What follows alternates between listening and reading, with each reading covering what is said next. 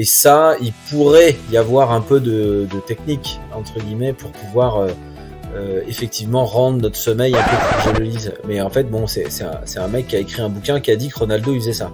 Je reste quand même un peu surpris. Je suis pas certain que Ronaldo fasse ça tout. Maintenant, tu peux réaliser tout à fait la diagonale. Maintenant, tu prends aussi le risque d'être quand même d'avoir un peu de perte de contrôle pendant la course, et qui risque mine de rien de te mettre un peu en danger. Tu vas te casser la gueule. Bonjour, vous êtes sur le point d'écouter un nouvel épisode de l'Instant Outdoor, le podcast outdoor dans lequel on partage les meilleurs conseils et histoires des acteurs du sport outdoor. Mon objectif est de vous inspirer et vous inciter à bouger en conservant votre santé grâce aux conseils et retours d'expérience pour se lancer et progresser dans votre sport. Nutrition, préparation mentale, entraînement, apprentissage, parcours de vie, on abordera ici tous les sujets sans tabou et de façon naturelle. Je suis François Hinault, fondateur de Planet Trail Productions, speaker, créateur de contenu pour les sports outdoor et organisateur du Grand Raid du Finistère. Contactez-moi sur contact@planettrail.com, sur LinkedIn ou sur mon site planettrail.com. Bonne écoute.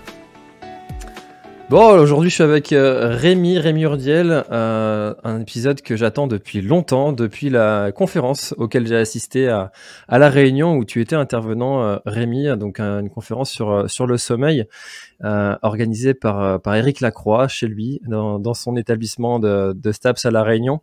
Une conférence qui était très sympa où j'ai appris plein de choses et je me suis dit il faut absolument que j'invite Rémi sur le podcast pour qu'on puisse partager tout ça avec les auditeurs du podcast. Comment vas-tu, Rémi ? Eh ben, je vais très bien. Merci de ton accueil. Je suis ravi de pouvoir échanger sur le sujet du sommeil aujourd'hui avec toi. Alors, est-ce que tu pourrais juste, avant que je te pose toutes les questions que j'ai pu noter, te présenter, s'il te plaît? Eh ben, donc moi, je suis enseignant-chercheur, donc Rémi Urdiel, hein, voilà, enseignant-chercheur à l'université du Littoral Côte d'Opale, qui est une université dans le nord de la France. J'habite à Dunkerque. Il y a pas de montagne à Dunkerque, il y a la mer, voilà, et c'est un peu la mer justement qui m'a amené à me préoccuper de sujets du sujet du sommeil et de la gestion du sommeil en fait dans les conditions d'exercice extrêmes, d'ultra longue durée, voilà. Donc j'ai commencé par travailler avec des navigateurs en solitaire. Je travaille toujours avec des marins qui font le Vendée Globe, la Route du Rhum et ce genre de grandes courses. Et puis depuis quelques années, en fait, je m'intéresse aussi à d'autres disciplines comme la course à pied et d'autres disciplines ultra endurance. Voilà. Donc c'est un métier de passion que j'exerce là dans cette université et donc j'aime bien en parler. Eh ben, ça tombe bien parce que j'ai été, pour une fois en fait, sur le podcast, j'ai une façon de faire qui est de très peu de préparer habituellement mes épisodes pour découvrir au mieux mes invités.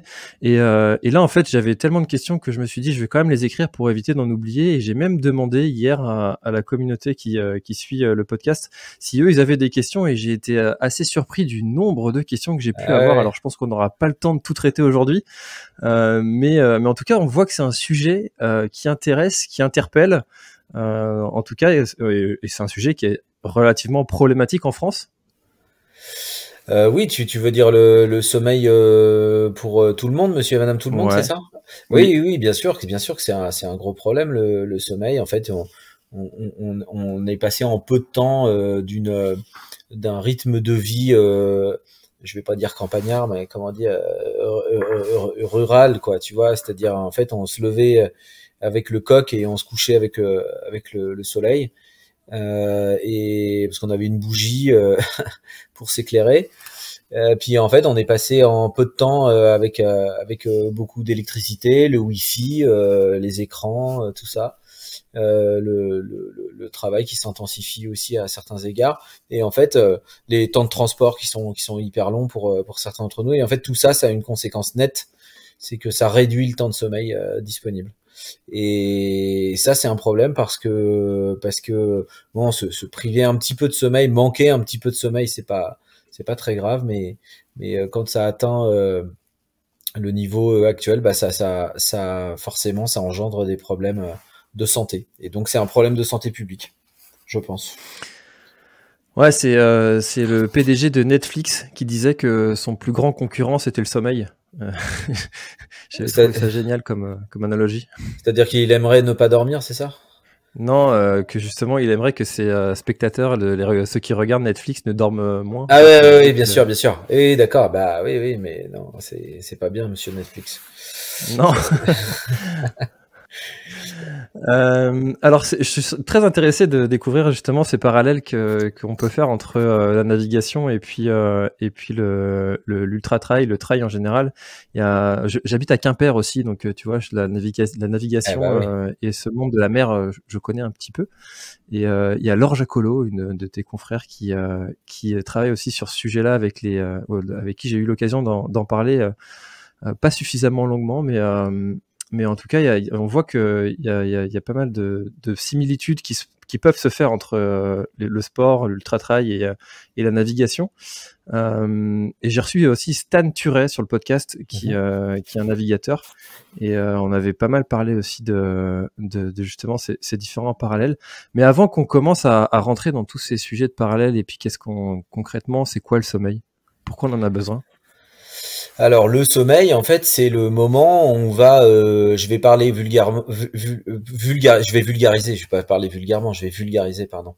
Mais le sommeil, en fait, c'est le moment, en fait, où on va pouvoir nettoyer un peu notre cerveau de tout ce qu'il aura produit dans la journée. C'est-à-dire que lorsque on est éveillé depuis ce matin, ben on a nos neurones qui sont actifs, qui se connectent avec plus ou moins d'insistance. Et en tout cas, l'énergie en fait que les neurones vont utiliser va créer une sorte de déchet qu'on appelle adénosine. Et cette adénosine, bah, quand il y en a trop, en fait, le cerveau, il marche plus trop bien. On peut considérer que c'est comme si on avait un cerveau un peu encrassé.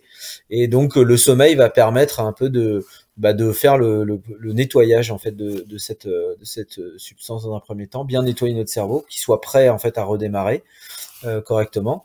Ça, c'est un premier lieu. Puis deuxième chose, c'est que le sommeil va avoir pour fonction aussi de renforcer justement ces connexions de neurones entre les différentes zones du cerveau, parce que bah voilà, c'est comme un câblage électrique, hein, tout ça, et donc il faut entretenir le câblage pour que notre cerveau fonctionne correctement. C'est pour ça qu'on dit que les enfants ils doivent dormir probablement un peu plus parce qu'ils sont en pleine phase d'apprentissage, ils vont à l'école toute la journée, ils apprennent plein de trucs et donc le sommeil leur permet de bien faire ces connexions de neurones entre les différentes zones du cerveau. Donc bah c'est en gros c'est ça. Alors c'est quelque chose de complexe, hein, c'est de la neurologie très complexe que je maîtrise pas d'ailleurs en totalité, hein, mais en tout cas, ce qu'on va retenir là, c'est que le sommeil, en fait, il est indispensable. J'ai pas dit juste qu'il était bien, j'ai dit qu'il est indispensable pour avoir un état de santé stable et que toutes les fonctions physiologiques et psychologiques puissent être en bon état et qu'elles puissent fonctionner au mieux. Voilà, c'est un peu ça. D'accord, donc si je comprends bien, si on manque de sommeil, on a moins de neurones, on vieillit plus vite et on a plus de chances de choper des maladies, peut-être auto-immunes ou des choses comme ça? Oui, il y a quatre domaines hein, il y a quatre pôles en fait qu'on peut viser. En fait, tu as la santé cardiovasculaire qui va être altérée par le manque de sommeil, enfin du moins qui va être mise en danger. On a tout ce qui va concerner le métabolisme, la régulation du glucose, etc., etc. Deux hormones aussi hyper importantes dans la régulation de l'appétit. La leptine et la ghrelin sont deux hormones qui sont perturbées assez vite par le manque de sommeil. On a tout ce qui va concerner la santé mentale, on va dire ça comme ça, qui va concerner aussi la somnolence par exemple, mais le fait que notre cerveau, qu'on va avoir de la facilité à gérer nos émotions, etc. Et ça, c'est vrai que quand on manque de sommeil, on va être perturbé là-dessus. Et enfin, les défenses immunitaires qui sont aussi affaiblies lorsqu'on manque de sommeil. Et donc, on voit aussi que des gens qui manquent de sommeil sont plus sujets à des problématiques de cancer au fur et à mesure qu'ils vieillissent. Donc, le sommeil, c'est vraiment le moment en fait où tout se régule. Alors voilà, ben, bien sûr, on vieillit, donc en vieillissant, il y a tout qui marche un peu moins bien, donc c'est certain, mais globalement, ça nous permet d'entretenir la mécanique le mieux possible. Donc voilà. Est-ce qu'on va perdre des neurones? Je sais pas si on va perdre des neurones, en tout cas, puisqu'on en perd tous, mais pour le coup, en tout cas, nos neurones, il faut qu'on en prenne soin, et effectivement, le sommeil leur permet ça, quoi. Alors c'est intéressant parce que on voit bien, hein, de toute façon, quand on est en manque de sommeil, qu'on va être plus irritable. Enfin, tous ceux qui ont des jeunes enfants l'ont déjà constaté, qu'on a beaucoup moins de patience quand on doit se réveiller toutes les nuits. D'ailleurs, c'est un enfer, ça. Quand on est réveillé comme ça, perturbé, il y a des parents qui subissent ça pendant des années. Ouais. Je me demande comment ils font, d'ailleurs. Moi, j'ai eu des jumelles. C'était pas mal. C'était pas mal. Ouais, ouais. Alors je sais pas, avec ma femme on avait trouvé avant on faisait, pour le premier on faisait un biberon sur 2 et après on faisait une nuit sur 2, comme ça on était sûr d'avoir au moins une nuit correcte. Et c'est exactement ce qu'on a fait aussi, c'était trop bien. Ouais. Bon, bref. On trouve des techniques comme ça, on trouve. Ah ouais, des jumelles, bien joué. Alors justement, est-ce qu'il y a des méthodes, est-ce qu'on peut finalement, parce qu'on voit très bien qu'il y a des gens qui arrivent à dormir très peu, d'autres beaucoup plus, est-ce qu'il y a des méthodes pour dormir moins, ou finalement c'est juste une histoire de personne? Alors il y a sûrement un peu des deux. Déjà, effectivement, on a des gens qui sont on a des gros dormeurs, des petits dormeurs, pour être simple. Ce qu'on remarque, c'est que les gros dormeurs vont avoir un sommeil qui est moins dense, je vais dire ça comme ça. Alors que les petits dormeurs ont un sommeil qui est plus dense. Ça veut dire quoi? Ça veut dire que on doit avoir un rapport, évidemment, entre la quantité de sommeil et la capacité de récupération dans ce temps donné-là. Et ça, il pourrait y avoir un peu de technique, entre guillemets, pour pouvoir effectivement rendre notre sommeil un peu plus dense. Ça va être en partie de dormir souvent au bon moment. Donc ça, je pense qu'on va développer ça dans le podcast, on va en reparler. Mais c'est vrai que en fait, je crois pas, en tout cas, ou alors il y a un pourcentage de la population extrêmement faible, mais je crois globalement pas, si tu veux, aux gens qui te disent j'ai besoin de 4 heures, moi ça me va, ça me suffit. Je pense que c'est pas tout à fait vrai. Par contre, ce qu'on peut faire, c'est qu'on peut s'adapter. Et c'est là que ça devient un peu vicieux d'ailleurs, parce que on peut s'adapter dans notre quotidien à dormir bien moins que ce qu'on aurait physiologiquement besoin. C'est-à-dire qu'on voit que si on prend un tempo, là on va peut-être avoir des gens qui sont très très sollicités. On peut trouver un tempo, je pense aux dirigeants d'entreprise par exemple, tu vois, des gens qui sont toujours au taquet. Eh bien en fait ils vont vraiment baisser leur temps de sommeil, 6h30, 7h maxi. En fait, globalement, en fait, notre cerveau va s'habituer à fonctionner comme ça. Néanmoins, à long terme, on sait pas trop ce que ça raconte, tu vois. Et enfin, si, ce qu'on voit, c'est quand même que ça engendre des problématiques de santé. Donc, on peut s'adapter. Et c'est comme on s'adapte, en fait, on se rend pas vraiment compte qu'on manque de sommeil. C'est un peu vicieux cette affaire. Et voilà. Donc moi, je pense que il faut quand même viser quoi qu'il arrive, je pense qu'il faut quand même viser son 7h30, tu vois, c'est pas mal ça. 7h30, c'est on dit qu'on a besoin de 8 heures, bon, 7h30, on arrive à s'adapter sans trop de mauvaises conséquences. Ça, là, je résume un peu les enquêtes épidémiologiques, si tu veux. Mais c'est vrai que si on a moins que ça, ça peut engendrer des problèmes. Alors, tous ceux qui disent, moi, j'ai besoin de 4 heures, ça me suffit, faut se poser les bonnes questions. Je suis pas sûr que ça suffise, en vrai. Est-ce que c'est pas comme les ultra trailers qui arrivent à enchaîner des ultras tous les mois et qui s'entraînent 20-30 km par jour? Les connaisseurs sauront qui je vise, sans le citer, mais c'est des exceptions qui pour l'instant tournent, fonctionnent, mais quid de leur état dans quelques années? La question peut se poser. Alors j'ai pas très bien compris le début de ton. Tu vois, c'est des gens qui courent. Tu peux me répéter, pardon? Il y a des ultra trailers qui arrivent à faire des ultra trails tous les mois. Oui. Et puis qui tournent bien, qui arrivent. Enfin, ils sont pas blessés, mais est-ce que finalement sur le long terme, Qu'est-ce que ça donnera dans 20 ans, dans 30 ans pour eux, quoi? Tout dépend de la durée de ton ultra trail. On en reparlera dans les stratégies aussi, je pense. Mais globalement, un ultra trail qui dure 24 heures, c'est pas du tout la même chose qu'un ultra trail qui durerait 4-5 jours, tu vois. Là, je prends par exemple le Tour des Géants. Tu prends le Tour des Géants. Est-ce que tu pourrais répéter le Tour des Géants tous les mois? Je suis pas sûr. Est-ce que tu peux répéter une privation de sommeil tous les mois de 24, enfin d'une nuit blanche entre guillemets? Là, c'est déjà plus faisable, tu vois. En fait, c'est après, je peux pas vraiment répondre à cette question. J'en sais rien. Faudrait qu'on fasse du suivi de santé au fur et à mesure. Mais c'est vrai que de se priver de sommeil, c'est pas anodin.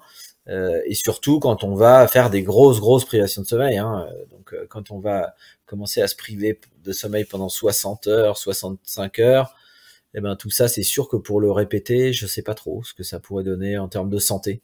Il y a probablement plus de risques autre que l'histoire du sommeil, mais bon.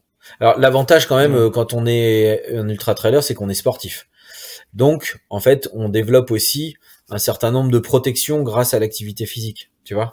Rien que par le fait de pratiquer une activité physique. Ça c'est vrai que si tu fais la même quantité de sommeil à des gens qui ne pratiquent jamais d'activité physique, eux ils vont être ils n'ont pas ils n'auront pas le bénéfice de l'activité physique, donc il n'y a pas d'effet de protection.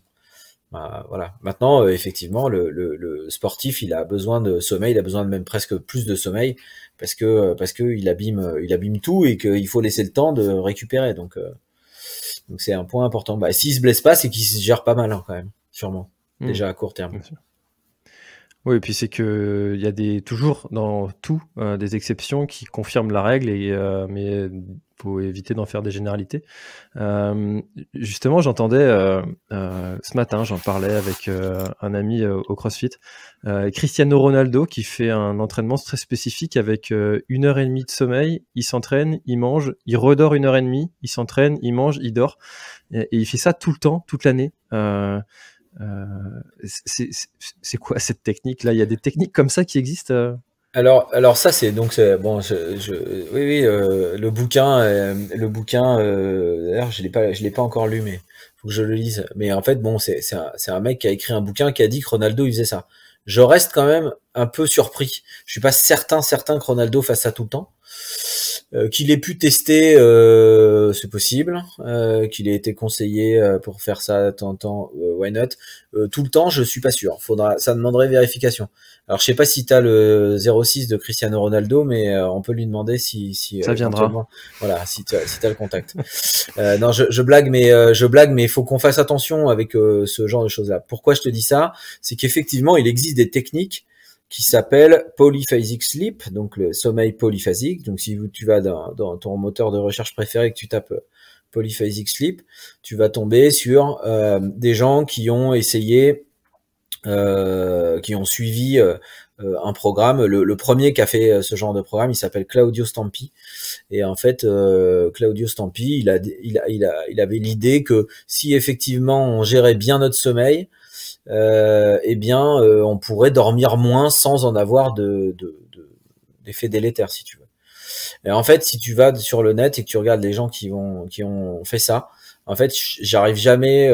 Ça fait un moment que j'ai pas regardé, mais j'ai jamais vu quelqu'un qui était capable de faire ça plus de quelques mois.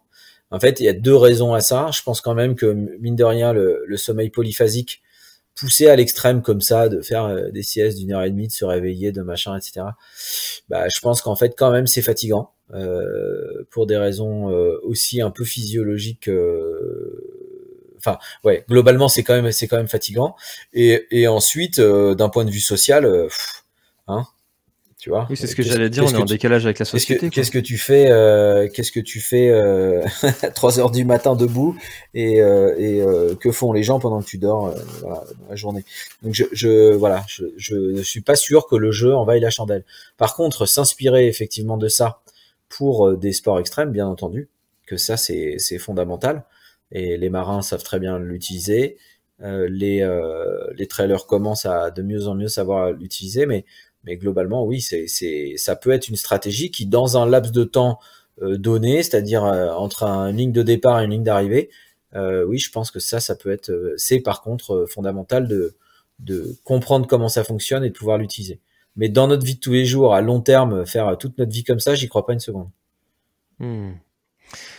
Enfin, c'est encore une fois un petit peu comme les régimes, en fait, tout ce qui est un petit peu marginal, où on quitte un peu le bon sens. Bon, ça peut durer un petit temps, mais si ça exclut un petit peu trop de la société, les comportements un peu trop extrêmes, j'ai l'impression que ça dure jamais bien longtemps. Ouais, moi je crois que ça fatigue hein, quand même. Hein, ça fatigue de dormir de façon hachée. Si on voit que, alors même si on va me dire que avec de l'adaptation on peut tout faire, mais globalement, je sais pas si ça t'est déjà arrivé de dormir en plusieurs fois, mais en fait, même si tu arrives à dormir 8 heures en plusieurs fois, t'es quand même pas aussi bien que si t'as dormi 8 heures d'un bloc dans un bon lit. Entre 22h ou entre 23h et 7h quoi. Ouais, je suis pompier volontaire à côté et bah ouais, donc je vois bien ce ouais. Ce sommeil assuré désagréable possible. Et quand même on est fatigué, tu vois, dans la journée, donc encore une fois on peut s'y adapter, c'est pas ça, mais ça peut être déjà un peu handicapant, mais en fait je pense que c'est un rythme qui est difficile à tenir en long cours. Voilà. Bon, ça c'est mon point de vue. C'est pour ça qu'arrivé à un certain âge, d'ailleurs, chez les pompiers, ils prennent moins d'interventions de la nuit. C'est pas pour rien. Ah bah bien sûr. Hein. C'est ce que je disais tout à l'heure, c'est-à-dire que quand on vieillit, tout fonctionne un peu moins bien, donc tes processus de récupération, ils sont un peu moins efficaces aussi, donc tu galères plus. Je pourrais prendre l'exemple de la fiesta avec les copains, hein, ça marche aussi. Hein. Quand on était jeune, on pouvait enchaîner plein de fiestas. Maintenant, on peut plus. Donc voilà. Le fameux VSD, vendredi, samedi, dimanche. Le fameux VSD, voilà. Ouais, ça n'existe plus quand t'as 40 ans. Hein. On a vu des JVSDL aussi, mais ouais, bon, too much. Voilà, c'est extrême. Alors, avant de rentrer dans le sujet pendant l'effort, on va rester encore un peu sur le au quotidien en étant sportif. Est-ce qu'il y a des méthodes ou des distances entre le sommeil et le sport à respecter, que ce soit au matin, le soir? Il y a des généralités là, sur ce sujet-là? Oui, alors effectivement, on a tendance à dire qu'il faut pas pratiquer le sport 3 heures avant l'endormissement. Bon, ça c'est les grandes lignes. Ce qui est important, moi je pense, c'est de comprendre ce qui se passe. C'est toujours, moi j'essaye toujours d'informer les gens derrière les grandes théories comme ça. Enfin, c'est quoi derrière les théories? Je voudrais que les gens captent ce qui se passe. En fait, quand on fait de l'activité physique, on va sécréter des hormones, on va activer en fait beaucoup de systèmes physiologiques qui vont mettre plus ou moins de temps à se mettre au repos. Et effectivement, par définition, le sommeil c'est un repos, hein, donc c'est tout doit dégringoler en termes d'activité. Alors on a encore de l'activité, heureusement, on a encore du tonus musculaire et on a encore un cerveau qui fonctionne, bien heureusement, mais il n'empêche qu'on va attendre du moment de sommeil à un moment où la physiologie du bonhomme, elle est à un niveau très faible. Donc, on comprend bien que si on s'active à faire de l'activité physique et que tout de suite derrière, on cherche à aller dormir, on n'aura pas eu le temps de faire refroidir un peu le moteur, si je peux m'exprimer simplement. Donc, oui, ça peut être problématique. Mais c'est comme pour la caféine, tiens d'ailleurs.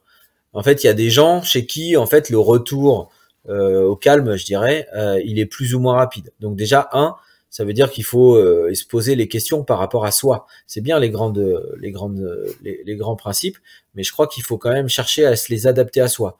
Il n'est pas certain qu'il y ait des gens à qui ça pose tant de problèmes que ça de pratiquer de l'activité physique le soir. S'il y a beaucoup de gens qui n'ont pas d'autres moyens que de s'entraîner en fait le soir et qui finalement dorment quand même globalement bien en termes de quantité, en termes de qualité. Donc il faut faire attention à ça. Par contre, c'est sûr que si on a le choix, et on va plutôt privilégier, un entraînement, je sais pas, le midi par exemple, ou le matin, tu vois, pour éviter en fait ce problème-là. Bon voilà, mais après, bah, on a tous des emplois du temps euh, chargés, machin, donc on fait le sport un peu quand c'est possible, quoi. Hein. Donc en fait, tu vois, dans toute la philosophie que j'ai, moi, quand je parle avec des sportifs, c'est un peu ça, c'est-à-dire, en fait, on part des contraintes qu'on a tous et on fait pour le mieux. Après, si on est avec des élites, ah bah là, on peut lever un certain nombre de contraintes, on a plus de choix, mais quand on est un sportif amateur au sens professionnel ou amateur du terme, hein. Donc amateur, on n'est pas payé pour faire ça, c'est pas notre métier de le faire. Bah là, on doit se dire quand même que si on a un plan d'entraînement qui nécessite tant de séances par semaine, bah si on peut les faire que le soir, on les fait que le soir, hein. C'est comme ça. Mais effectivement, on va chercher derrière à faire tout ce qu'on peut pour faire refroidir la machine avant d'aller se coucher. Donc ça peut passer par des douches très chaudes pour ouvrir les pores, parce qu'en fait le corps il a besoin de refroidir, il a besoin de dissiper toute la chaleur accumulée. Et en fait on va s'endormir en fait sur une pente descendante de la température centrale. Donc on va chercher à dissiper tout ça. Donc on peut prendre une douche chaude, on peut manger aussi peut-être avec des aliments plutôt glucidiques qui vont aussi permettre bien mieux en tout cas d'induire le sommeil, pas de viande, tout ça le soir. On peut essayer de travailler aussi sur des techniques qui nous permettent de relâcher un peu notre cerveau, etc. Donc voilà, en gros, il faut faire refroidir la machine, cerveau, muscles, tout quoi. Voilà. Alors justement, parmi les techniques qu'il y a pour s'endormir, alors on a parlé un petit peu de techniques de relaxation, de relâchement, un petit peu comme de la méditation, des techniques de respiration. Je sais qu'aussi il faut avoir la pièce qui est pas trop à une température qui est correcte, pas de bruit, dans un environnement qui est bien noir. Il y a d'autres choses comme ça qui sont importantes pour faciliter l'endormissement. Ah bah oui, là tu les as cités, hein, les principaux, hein, bien sûr. Hein, c'est une chambre, comme je l'ai dit, hein, il faut qu'on dissipe de la chaleur. Donc si tu as un environnement qui est trop chaud, bah forcément tu dissipes pas de chaleur, tu la dissipes moins.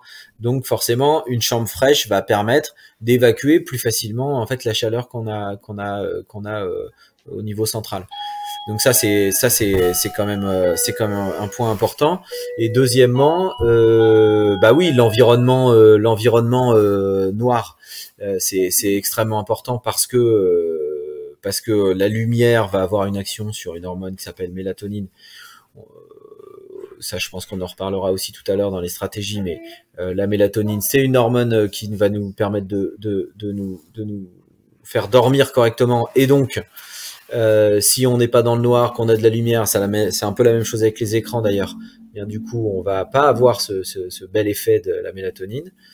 Et puis après, une chose qui est très importante d'un point de vue psychologique, c'est d'absolument arriver à comment je vais dire ça, à ce que la journée soit terminée en fait. C'est-à-dire que si on reste connecté à nos soucis de la journée, nos obligations de la journée du lendemain, etc. Si on reste trop connecté avec notre quotidien, alors on aura du mal à faire relâcher notre cerveau, alors que lui, il a besoin vraiment, les neurones dont je parlais tout à l'heure, ils ont besoin de se mettre au repos, ils en ont vraiment besoin.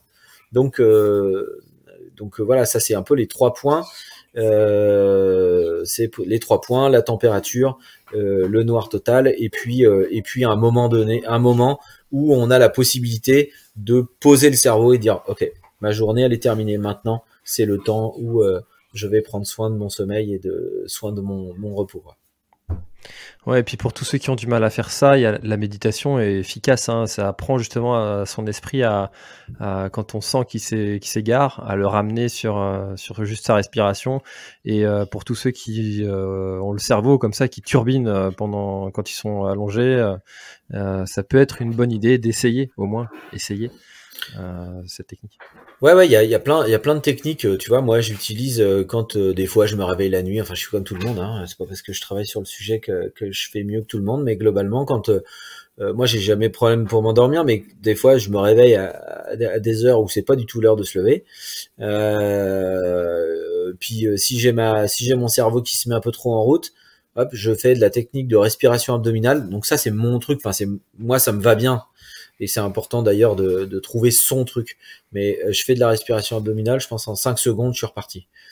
Voilà, je sens que je vais pas me rendormir tout à fait facilement, naturellement. Hop, je me concentre sur ma respiration. Ça me permet d'évacuer en fait mes pensées éveillantes, mes pensées activantes. La respiration abdominale me permet simplement de centrer mon esprit sur autre chose qui, pour le coup, est très calme. Quand on était gamin, on nous faisait compter les moutons, mais c'est le même principe. Hein. C'est-à-dire que pendant qu'on comptait les moutons, quand on était enfant, on pensait pas à machin qui m'avait fait un croche-pied dans la cour ou mince, j'ai pas compris l'exercice ou je sais pas quoi, tu vois. Donc ça a évacué un peu toutes les pensées nocives du quotidien, vois-tu. Bon on peut compter les moutons. Ouais. J'ai mis des petites étoiles au plafond de mon fils, des trucs fluo là. Donc je lui dis de les compter aussi, c'est pas. Voilà, c'est ça, le même principe. Tout à fait. Et justement, quand on se réveille, par exemple, comme ça, à 4h30, alors on a parlé un petit peu très rapidement tout à l'heure des phases. C'est généralement qu'on va être dans une phase où on n'est pas dans un sommeil profond. Et parfois, on va se réveiller comme ça avec le sentiment de c'est bon, quoi, j'ai assez dormi. Moi, ça m'est déjà arrivé, ça, de me lever comme ça à 4h30, et puis j'ai plus envie de dormir en fait, donc tu commences ta journée classique, et sauf que bien souvent en fait à 6h30 ou 7h, là il y a un gros coup de fatigue qui tombe, oui. donc essayer de se rendormir, c'est un bon conseil, non? Oui, alors là, et c'est là que ça va être intéressant de commencer à parler aussi des stratégies de course, hein, parce que c'est exactement la même chose. En fait, il faut comprendre qu'on a plusieurs principes qui vont on a 3 principes principalement qui vont qui vont définir si tu t'endors ou si tu te réveilles. Bon, le premier, c'est qu'on a une sorte de pile, une sorte de batterie, si tu veux. On fonctionne comme une batterie, c'est-à-dire que on décharge notre batterie la journée, on recharge la nuit. Ok, donc ça c'est un premier truc. Donc en fait, si tu veux, quand ta batterie elle est proche de la charge de 100%, forcément t'as plus de facilité à te réveiller, tu vois, que si ta batterie elle est à 20%. En fait ton cerveau, la batterie est gérée par le cerveau, et le cerveau du coup lui il dit non, là on n'est pas assez chargé, il faut qu'on dorme encore. Donc c'est ce qu'on va appeler communément la fatigue. On dit qu'on est fatigué, déjà il y a un peu de ça. Le deuxième truc, c'est qu'effectivement c'est en fonction de l'heure de la journée.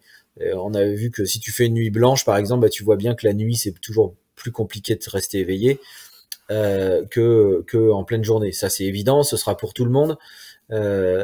Tout être humain en tout cas, sauf cas pathologique, mais tout être humain fonctionne comme ça.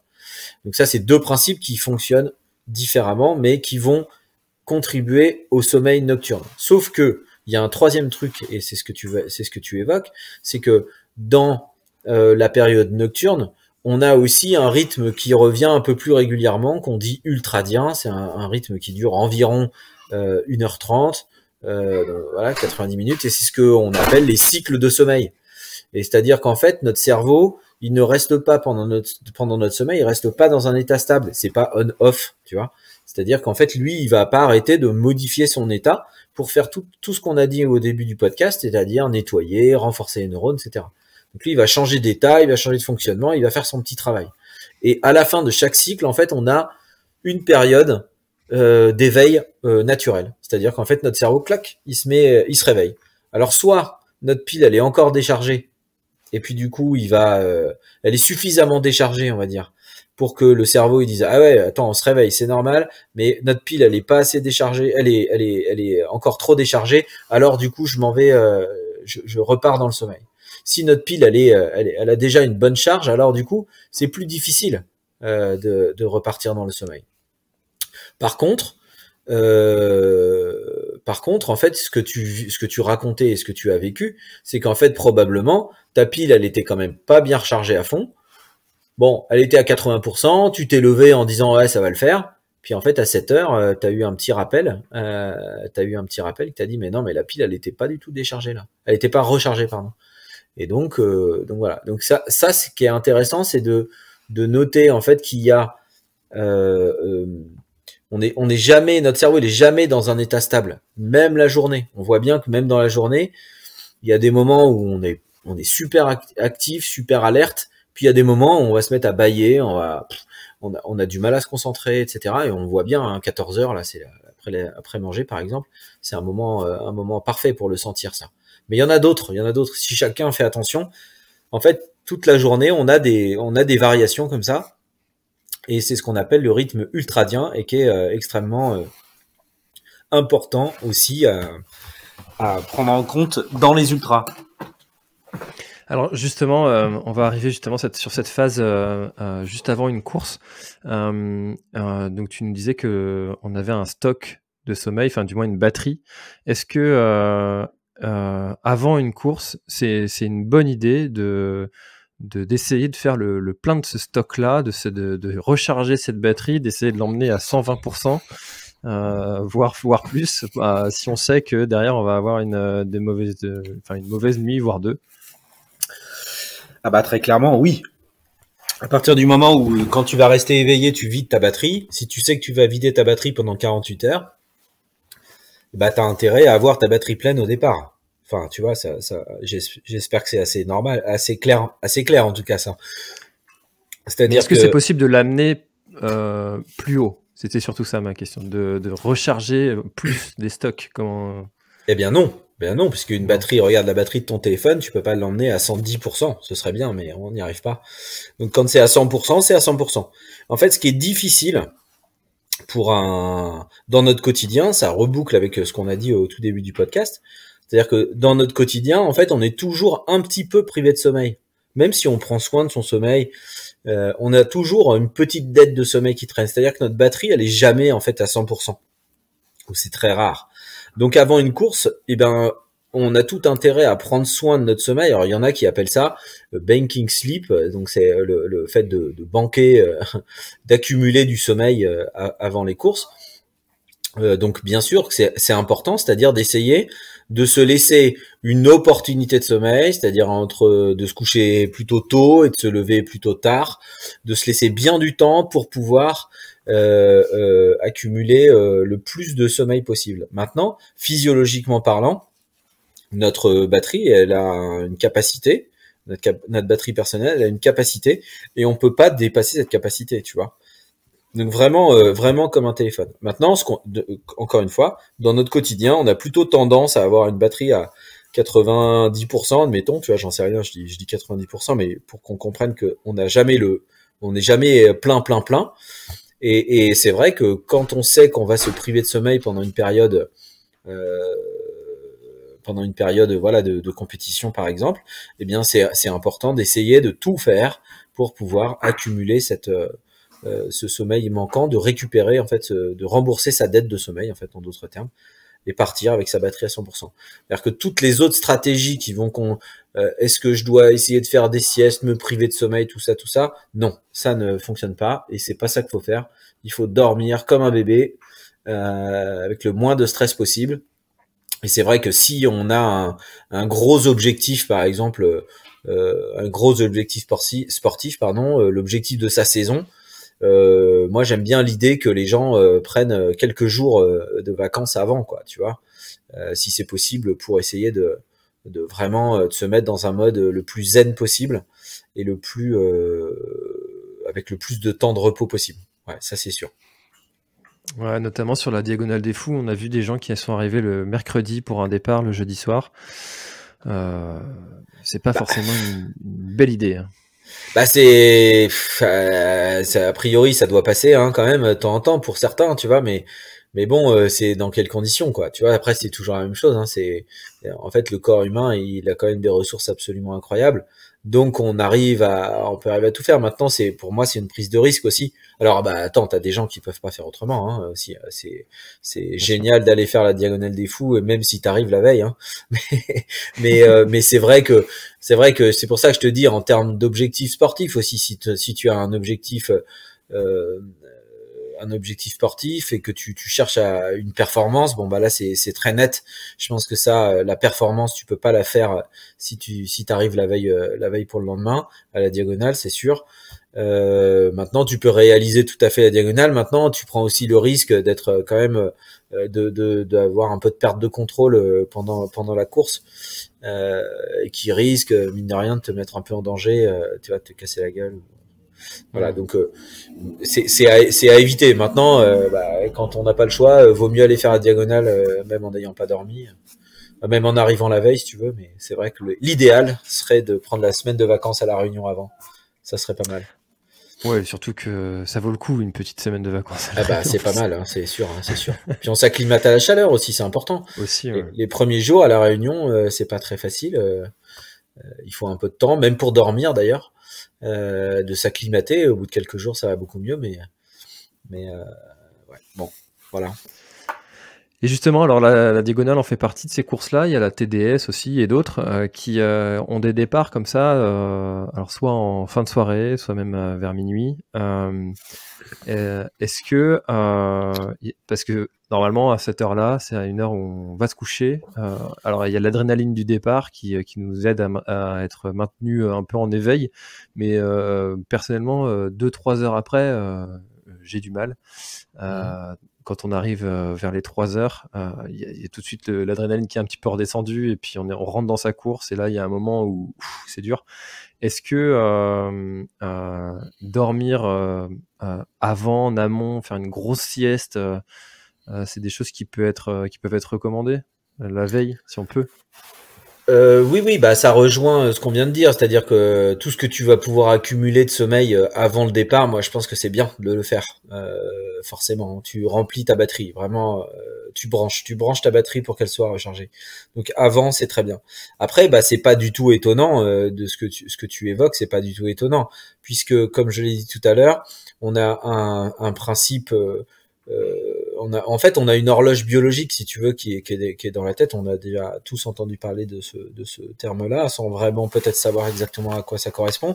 Mais en fait, le fait qu'on répète tous les jours à peu près les mêmes actions, tous les matins on se lève, on va au travail ou on est actif, en tout cas, on fait des choses, on bouge, et puis le soir on va se coucher et puis on arrête de bouger, on est sous la couette. Mais en fait, ça, si tu veux, cet entraînement-là, c'est un entraînement, c'est-à-dire que tous les jours, tous les systèmes physiologiques sont habitués à ce rythme-là. À partir du moment où on va commencer à se mettre en activité et donc aller courir la diagonale, eh bien en fait, à un moment donné, ton cerveau il va te dire mais attends, d'habitude là on est en train de dormir là, qu'est-ce qu'on est en train de faire? Donc on va rentrer dans un espèce de petit conflit, ce qui va provoquer chez toi, au regard de ce que tu expliques, ce qui va provoquer chez toi de la somnolence. C'est-à-dire que ton cerveau, tu vas bâiller, tu vas éventuellement avoir l'envie de dormir, la somnolence. Donc, bah, à toi de voir après si tu veux dormir ou pas. Ça, tout dépend de ton état. Mais globalement, c'est tout à fait normal. Et ça, il n'y a aucune raison en fait que ça disparaisse, puisque notre environnement. Alors, sauf que s'il n'y a pas de décalage horaire, s'il n'y a pas de problème de décalage horaire évidemment. Mais globalement, bah à la Réunion, il y a de la nuit, il y a du jour, il y a la nuit, il y a le jour, et tout ça c'est très cyclique. Donc tous les jours, en fait, on va rester synchronisé en fait sur l'affaire de la luminosité. Donc tout le temps entre elles, comme en bateau, comme n'importe où, en fait, c'est la nuit qu'on aura toujours le plus de sommeil cumulé. Si tu veux, si on enregistre le sommeil des gens, c'est toujours la nuit qui en aura le plus, même si la journée, des fois, c'est bien de dormir un peu aussi. Mais ça, donc c'est totalement logique en fait. Et donc l'adrénaline dont tu parlais, bah c'est sûr qu'elle a un effet masquant. C'est une super drogue, hein, l'adrénaline. Hein, elle a un potentiel de nous mettre, de nous éveiller en fait comme jamais. Mais ça a une durée limitée. En fait, on peut pas sécréter de l'adrénaline comme ça pendant 48 heures. Enfin voilà, pas pour, à mon avis, pas autant. Bon, là, sauf si on est dans une situation, je dirais, de survie. Et là, effectivement, on peut voir des récits de gens qui sont pour fuir une catastrophe. Du coup, là, il y a pas, là, ton cerveau, il est alerte tout le temps. Donc, en fait, on doit considérer quand même qu'il y a une sorte de compétition il y a toujours une compétition entre les systèmes qui cherchent à éveiller l'individu, à mettre le cerveau, si tu veux, en activité, et un autre système qui lui va chercher à faire reposer le cerveau. Donc on a vraiment deux systèmes qui vont se combattre tout le temps. Et puis si tu mets de l'adrénaline, c'est très éveillant, donc c'est le système de l'éveil qui gagne. Et à un moment donné, si l'adrénaline baisse un peu, hop, le système du sommeil, en fait, lui reprend de la force et il va te donner envie de dormir. Et donc et ça arrivera plus facilement d'ailleurs la nuit. Donc voilà un peu comment je peux expliquer ce que t'as vécu. Et alors justement, en fait, jusqu'où résister? Parce que moi, je sais que j'ai beaucoup de mal à résister au sommeil. C'est un truc qui est compliqué. Il y en a d'autres qui arrivent beaucoup mieux. Maud Méry, dans le podcast 214 de mémoire, disait qu'elle avait réussi à faire 44 heures sans dormir sur un ultra. Il y a eu aussi le record de la backyard, 101 heures, donc ça fait plus de 4 jours, où ils ont couru pendant tout ça. Bon, ils se sont fait quelques micro-siestes pour recharger un petit peu, mais il y a des gens qui ont quand même une sacrée résistance au sommeil. Et comment savoir si finalement il est plus judicieux de dormir ou de continuer de résister jusqu'à ce que ça va passer. Parce qu'il y en a certains aussi qui décrivent des hallucinations. Enfin, voilà, il y a un tas de choses derrière. C'est extrêmement intéressant et c'est exactement ce qu'on cherche en fait à répondre. On cherche vraiment à répondre à cette question-là. C'est-à-dire qu'en fait, comment je vais dire ça assez simplement. Déjà, en fait, on n'est pas tous effectivement constitués de la même manière. C'est-à-dire qu'on a des gens qui naturellement vont être en mesure de résister mieux que d'autres à la privation de sommeil. Maintenant, quand on fait des ultras, c'est quand même on a quand même expérimenté la privation de sommeil. Et si on s'y sentait tellement mal, si on s'y sentait vraiment très mal, eh bien du coup, on ferait peut-être pas ce genre de discipline-là. Tu vois, on resterait peut-être sur des courses diurnes de jour.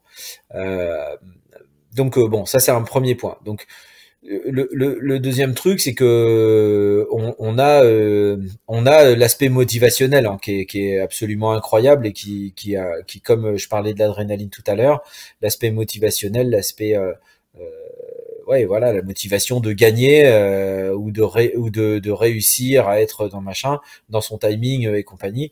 Ça c'est un super élément qui permet de résister. Par contre, on voit bien, et tu l'as rappelé avec les hallucinations par exemple, on voit bien qu'en fait, il peut exister des limites. Il y a des gens qui ne vivront jamais d'hallucinations, d'autres qui vont en vivre très vite. Il y a des gens qui vont être très peu impactés par le manque de sommeil, d'autres qui vont être impactés très vite. Donc tout ça, c'est très très individuel. Ce qu'on va pouvoir quand même dire de commun, c'est qu'il semblerait que de toute façon, à partir du moment où on a 2 nuits sans sommeil, la majorité des gens vont avoir besoin de dormir au moins dans la deuxième nuit, tu vois. C'est-à-dire que ça, c'est quelqu'un qui fait par exemple la Diagonale des Fous en 3 nuits, ils sont assez rares ceux qui ne vont pas avoir dormi, si tu veux, au moins un peu, pour passer en fait justement ces moments critiques de somnolence où vraiment là on n'avance plus, on calcule plus rien, on titube, on peut avoir des hallucinations, etc. Et là, en fait, il faut se poser la question, ça sert à quoi de continuer d'avancer si en fait une sieste qui est bien calibrée correctement permet finalement de récupérer un certain nombre de pourcentage de batterie, si tu veux. Et c'est exactement ce qu'on est en train de chercher en ce moment. C'est là-dessus qu'on est à l'Ultra Trail du Mont Blanc. On a une chance incroyable de pouvoir à l'UTMB faire ces études-là. Là, on se rend compte, si tu veux, que en fait, enfin pour l'UTMB, donc tu vois, c'est un peu le cas que tu évoquais tout à l'heure. Hein, ça part en fin d'après-midi, donc on commence directement par une nuit. Et la première nuit, on voit que bon, si t'étais vraiment tout fatigué en arrivant, bon bah là c'est sûr que vaut peut-être mieux commencer tout de suite à dormir, mais que globalement avant la deuxième nuit, c'est pas forcément évident que le bénéfice il est très très net. C'est-à-dire qu'en fait, si tu ressens que t'en as vraiment besoin pour des questions de sécurité, faut le faire. Faut s'arrêter à Courmayeur ou je sais pas trop où. Tu vois, c'est pour une raison de sécurité. Maintenant, si t'es plutôt pas trop mal, je dirais qu'il vaut mieux creuser un petit peu ta dette de manière à ce que ton ta, ton sommeil en fait et ta somnolence rendent les siestes de la deuxième nuit bien plus efficaces que si t'avais dormi beaucoup la première nuit par exemple. Je sais pas si je suis très clair là. Est-ce Ouais, que si. voilà. Donc en fait on voit qu'à un moment donné, si tu veux la batterie, elle arrive à un seuil, ton niveau de batterie, il arrive à un seuil que de toute façon, tu vas avoir du mal à combattre. Donc, à partir du moment où tu sens que ça va être compliqué, difficile à combattre le manque de sommeil, je pense qu'il vaut mieux s'arrêter efficacement, un petit temps court, une sieste, 15-20 minutes, bien calibré. De cette manière-là, en fait, tu vas être quand même probablement bien plus efficace derrière. Et la sieste, ça marche vraiment très, très, très, très bien, quoi. Très bien. Oui, d'ailleurs, enfin, il y a beaucoup de coureurs qui racontent hein, d'avoir fait une petite sieste comme ça. Ils étaient vraiment au plus profond et puis rattraper des coureurs Ah, avec qui c'est ils évident. étaient et qui n'ont pas fait de sieste. Ah, c'est évident. Là, ce qu'on a mesuré, alors on est sur un projet de 3 ans, donc on a que le début des datas, mais ce qu'on mesure, c'est que très clairement, 1 kilomètre après la sortie du checkpoint où tu auras fait la sieste, en fait, t'es bien mieux que ceux qui auront pas dormi, tu vois. Donc ça marche vraiment bien. Et si tu réfléchis bien, 20 minutes de sieste, c'est jamais que 1 kilomètre ou 1,5 km de perdu. Alors tu vas me dire que c'est 1 kilomètre de perdu, mais globalement 1 kilomètre, si tu commences à pouvoir trottiner, comparé à quelqu'un qui est incapable en fait de trottiner parce qu'il est somnolent, bah en fait tu les rattrapes très vite, hein, en fait. Et on se rend compte en plus que ça dure un peu dans le temps. Donc on a un peu de mal pour l'instant à quantifier, si tu veux, le bénéfice en termes de chronométrage, hein, parce que c'est pas très facile. Il y a tellement de paramètres qui rentrent en jeu, mais globalement, la sieste, si elle est bien gérée, c'est évident que c'est la stratégie qu'il faut utiliser quand on est aux alentours, quand on va, courir au moins 2 nuits, tu vois. Hmm. Et alors justement, est-ce que au stade des études où on est capable, en fonction de chaque individu, de définir un plan de sommeil au même titre qu'on définirait un plan d'entraînement, un plan de nutrition? Je prends par exemple, comme pour les navigateurs, hein, et qui eux partent pendant des durées de parfois plusieurs semaines, voire plusieurs mois. Mmh. Si par exemple un trailer voudrait faire un record sur, je sais pas, un GR34 par exemple, pendant peut-être un mois, est-ce qu'on pourrait dire, pour toi, selon ta personnalité, tes données scientifiques, ton sommeil habituel, enfin bref, tous ces paramètres-là, on saurait dire, c'est bien que tu optimises ton sommeil de cette façon-là. Alors oui, bien sûr que c'est important si tu pars sur un record, je pense que c'est important effectivement de te faire aider à ce sujet-là parce que bah je pense que c'est important de bien se connaître en fait sur ce genre d'épreuve-là. Tu vois, moi pour l'avoir déjà fait, j'ai participé à la tentative de record de traversée de l'Australie. Enfin, j'ai pas couru hein, parce que moi je suis un mauvais coureur, mais Philippe Moreau, un Normand qui a fait cette tentative-là. Euh, euh, du coup, on avait vraiment bien travaillé avant sur la manière dont on pouvait gérer le sommeil. Si tu es sur un terrain plus accidenté, que tu as des cols, etc., tu vois, et c'est souvent ça d'ailleurs un peu le trail le trail, c'est aussi de prendre en compte, d'être capable de prendre en compte dans ta stratégie ton environnement, parce qu'en fait tu peux pas facilement dormir à, je sais pas, 2000 mètres ou 2500 mètres, il fait froid, c'est pas un bon endroit pour dormir, tu vois.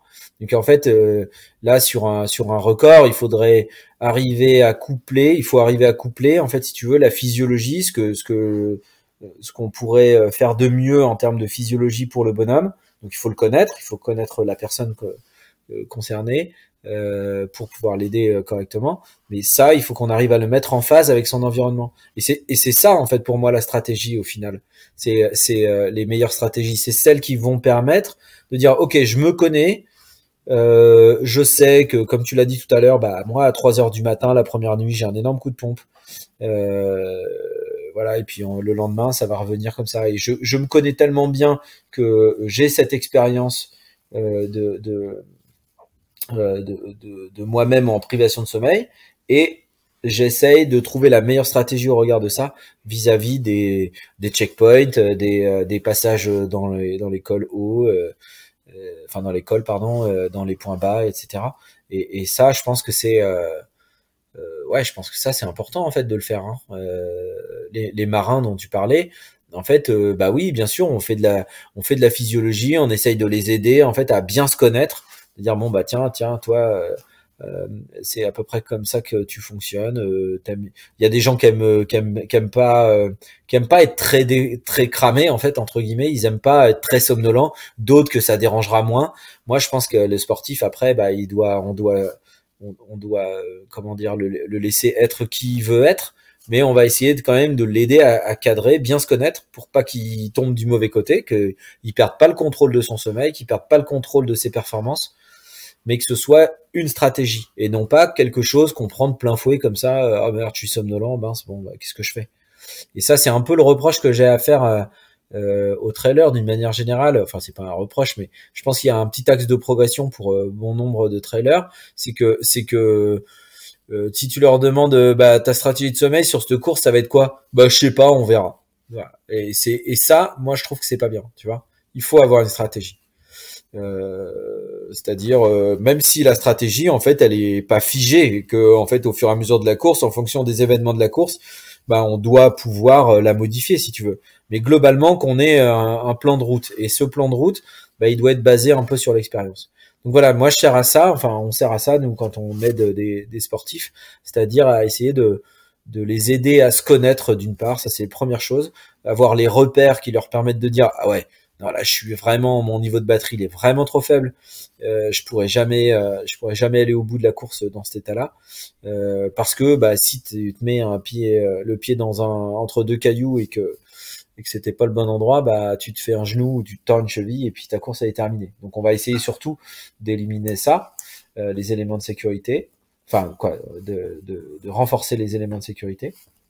Puis après, si t'es tout fatigué, tu sais plus t'alimenter correctement, etc., etc. Donc c'est voilà, ouais, je pense qu'il faut faire un travail sur soi-même et s'entraîner à vivre aussi un peu des périodes de privation de sommeil en entraînement pour non pas espérer avoir moins besoin de sommeil, ça marche pas, ça n'existe pas. Mais par contre, pour savoir ce que ça procure chez moi de me mettre en privation de sommeil à tel moment du jour ou de la nuit. Et ça, c'est extrêmement important. Il faut absolument faire ça pour bien se connaître. Sinon, on court. Sinon, bah, on est moins bon que ce qu'on pourrait faire. En fait, en gros, c'est ça. Ouais, c'est encore une fois comme pour beaucoup de sujets du trail, l'ultra trail, c'est se connaître, tester, s'adapter, et c'est ça qui est passionnant dans ce sport, c'est que rien n'est jamais écrit et tout tracé à l'avance, et il se passe toujours beaucoup de choses dont on ne pouvait pas prévoir au départ, et c'est ça qui fait aussi la magie de ce sport. Et c'est d'ailleurs pour ça qu'il faut bien se connaître, parce que comme tu vois, quelqu'un qui se connaît pas, il a du mal à affronter des contraintes imprévues, quoi. Tu tu vois. Les marins là, les marins, on a l'habitude de dire que c'est une emmerde par jour. Donc, sauf que tu sais pas quand est-ce qu'elle arrive l'emmerde en fait. Donc et tu sais pas comment je dirais la gravité de l'emmerde qui va t'arriver. Donc en fait c'est important de bien se connaître et puis de travailler aussi sa flexibilité, c'est-à-dire d'être agile avec sa gestion du sommeil. Donc ça veut dire aussi éliminer un certain nombre de croyances, ce que tu vois, on en parle depuis tout à l'heure, mais les principes un peu tout faits comme ça, moi je crois qu'il faut faire attention. Voilà, j'ai pas envie de te dire que je voudrais pas qu'on ait entendu tout à l'heure quand même que avant la deuxième nuit ça sert à rien de dormir. C'est pas vrai, ça peut servir. Tu peux dormir la première nuit si le contexte fait que t'en as besoin, tu vois. Mais si tu t'es bien préparé, en théorie, tu pourrais t'en passer, je pense. Tu vois. Ouais, et puis si tu es parti pour 5 nuits, là, c'est différent que si tu es parti pour 2 nuits, etc. Quoi. C'est encore une fois de l'individualisation. C'est sûr. Tu vois, 2-3 nuits, 3 nuits à la diagonale, je pense qu'on arrive à un moment où après 3 nuits, en fait, tu serais obligé de changer de mode de sommeil, c'est-à-dire que tu pourrais plus dormir que par sieste de 20 minutes. Je pense qu'il faut s'arrêter. Tu vois, même à la diagonale, je sais pas, il faudrait. C'est un peu difficile de dire à des gens de s'arrêter 3 heures, mais je me demande si en fait t'aurais pas un intérêt de t'arrêter peut-être dans la dernière nuit là très longtemps, tu vois, pour avoir une plus grosse patate derrière. Bon, c'est pas très facile de répondre à cette question-là, mais je dis pas que ça pourrait pas marcher comme ça. Alors Rémi, c'est passionnant tous ces sujets-là et j'avais encore plein de questions que j'avais notées, que les gens m'ont envoyées et puis comme je l'ai dit au tout début, comme je m'en doutais, on n'a pas eu le temps de tout traiter. C'était déjà super chouette, super intense. On fera un épisode 2 pendant 1 heure. On refera un deuxième épisode si tu veux. C'est ce que j'allais te suggérer et justement pour avoir les résultats de l'étude dont tu parlais, ça m'intéresse évidemment. Est-ce qu'il y a des endroits où on peut consulter des documentations sur le sommeil, des contenus des livres que tu pourrais recommander et ceux qui veulent creuser le sujet pour aller consulter? Alors des livres, moi j'ai participé un peu au bouquin de la clinique de coureurs où on a un peu parlé de ça. Après moi je crois que en fait bien sûr qu'on pourrait chercher de la documentation, etc. Mais en fait je voudrais que tes auditeurs en fait retiennent bien un truc, c'est que je pense qu'en fait il faut qu'ils se testent en fait. Et en fait quand même la personne qui se connaît le mieux, c'est le bonhomme qui va être concerné, tu vois. C'est pas moi nous on peut mettre sur des pistes, mais au regard de ce qu'on a dit, en prenant assez simplement les choses, en disant qu'on a chacun une pile, qu'on doit gérer son niveau de batterie en fait du début à la fin de la course, et que si c'est trop bas, on court à la catastrophe. Donc à chacun aussi d'aller chercher un peu ses repères.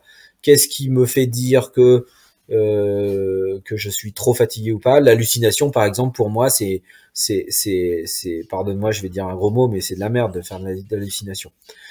Je trouve que c'est trop, c'est aller trop loin. C'est comme la fringale du cycliste dans le col de l'Isran, tu vois.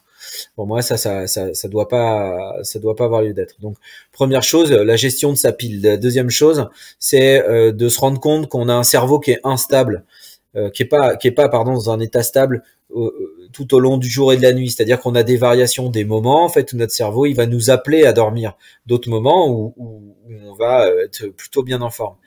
Ces moments où notre cerveau nous appelle pour dormir, ce qu'on peut appeler les portes de sommeil, et bien du coup c'est des moments qui sont à privilégier en fait dans la prise de sieste. Cela en fait c'est trop bien parce que notre cerveau il est prêt à dormir, donc en fait on se pose dans un coin et on dort, tu vois, et on perd pas de temps. C'est-à-dire que l'investissement de la sieste il est excellent puisqu'on perd pas de temps. Tout est prêt pour s'endormir. Donc ça c'est un deuxième point.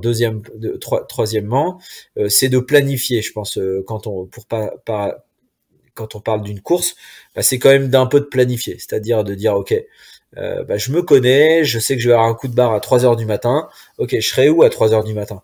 ah ouais, je suis là. Ah merde. Ok, ça c'est pas terrible. Je serai dans le col dans la montée du machin ou dans la descente ou je serai tout en haut du bazar. Ok, bah qu'est-ce que je dois faire? Là, je dois m'attendre à résister éventuellement.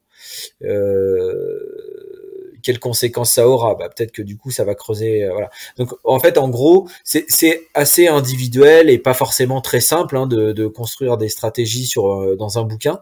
Mais globalement, je pense qu'en se testant, il y a moyen et puis d'en discuter dans les communautés, dans la communauté, c'est-à-dire aussi avec ses copains du club, tu fais quoi, machin, et puis d'essayer juste de prendre des avis et se faire confiance, voilà, et se faire confiance, se faire confiance et tester de faire des siestes en pleine nuit comme ça à l'entraînement va permettre aussi d'avoir confiance dans son téléphone pour se faire réveiller.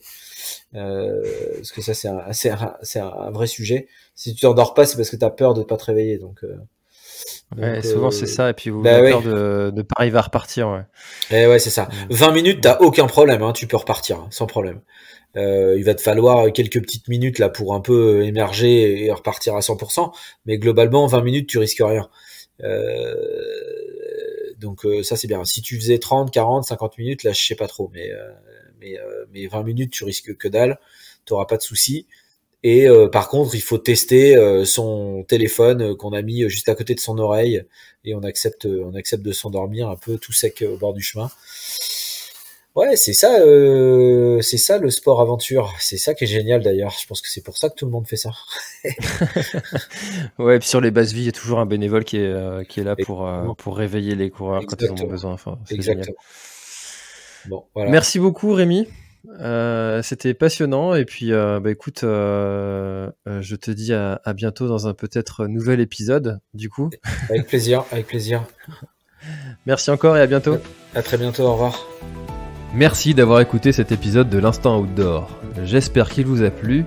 Si c'est le cas, et même si ce n'est pas le cas, abonnez-vous pour ne rater aucun épisode. Parlez-en autour de vous et laissez-moi un commentaire sympathique sur Apple Podcasts, c'est ce qui m'aide le plus à remonter dans les classements. N'hésitez pas non plus à le partager à chacun de vos contacts dans le sport. Chaque nouvel auditeur intéressé est une victoire. Si vous avez besoin d'un speaker pour votre événement, d'un contenu pour votre marque, d'infos sur le Grand Raid du Finistère, n'hésitez pas à me contacter à l'adresse contact